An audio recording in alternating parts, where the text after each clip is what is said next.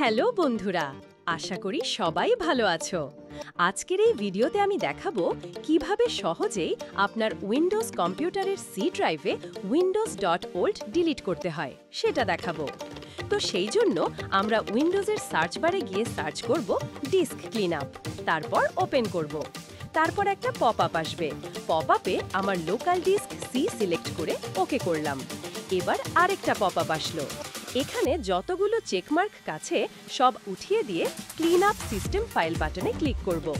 তারপর আবারও সেই একই লোকাল ডিস্ক সিলেক্ট করে ওকে ক্লিক করব। স্ক্যান হচ্ছে। স্ক্যান প্রায় কমপ্লিট, একটু ওয়েট করি। কমপ্লিট খাওয়ার পর আবারও একটা পাপ আসলো। এখানে আমরা খুঁজে বের করব যে প্রিভিয়াস উইন্ডোজ ইনস্টলেশন কোথায় আছে।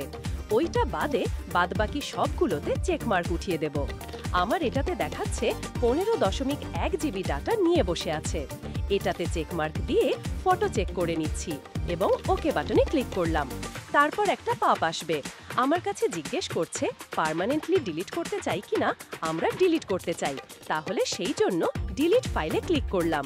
এখন আবারও একটা ওয়ার্নিং, আমরা ডিলিট করতে চাই, তাই ইয়েস বাটনে আবার ক্লিক দিলাম। ডিলিট হচ্ছে। অনেক বড় ফাইল তো, ডিলিট হতে একটু সময় লাগবে। আমরা একটু ওয়েট করি। ডিলিট পুরাই কমপ্লিট হয়ে গেছে। আর একটু ওয়েট করি। Almost done, delete completed. আমি লোকাল ডিস্ক সি ভিতরে আছি, তাই ডিলিট হয়েছে কিনা বুঝতে পারছি না, তাই কেটে দিলে ডিলিট হয়ে যাবে। আর একটু চেক করে নিই যে ডিলিট হলো কিনা। লোকাল ডিস্কের ভিতর ঢুকে দেখেন আমার এখানে কোনো windows.old ফাইল নেই।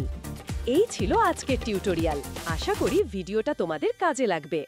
যদি ভালো লেগে থাকে তাহলে একটা লাইক দিয়ে দিও আর সাবস্ক্রাইব করতে ভুলো না। দেখা হবে পরের ভিডিওতে। ধন্যবাদ।